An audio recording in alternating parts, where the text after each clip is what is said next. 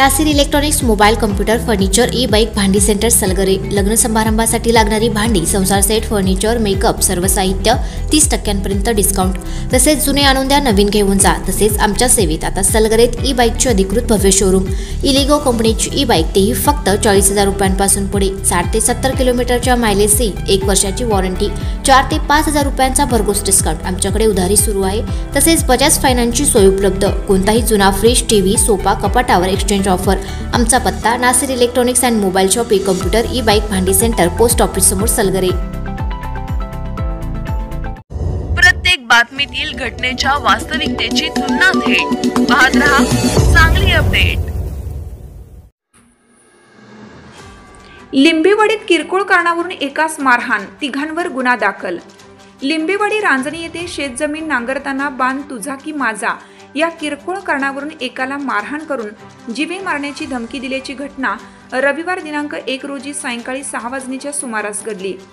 याबाबत कवटेमहांकाळ पोलीस ठाण्यात मारुती शिवराम चव्हाण, वय वर्ष 49, राहणार लिंबेवाडी यांनी फिर्याद दिली आहे।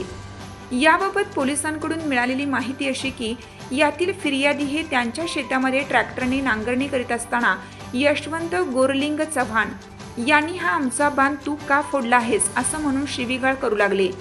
त्यावेळी फिर्यादी यांना माझा बांध आहे, मी माझ्या हद्दीत नांगरतो आहे असं म्हणत असताना यशवंत चव्हाण हा फिर्यादीच्या अंगावर धावून जाऊन लाताबुक्क्यांनी मारहाण करू लागला व शशिकांत यशवंत चव्हाण याने तेथे पडलेले दगड घेऊन फिर्यादीच्या उजव्या खांद्यावरती मारून फिर्यादीस जखमी केलं।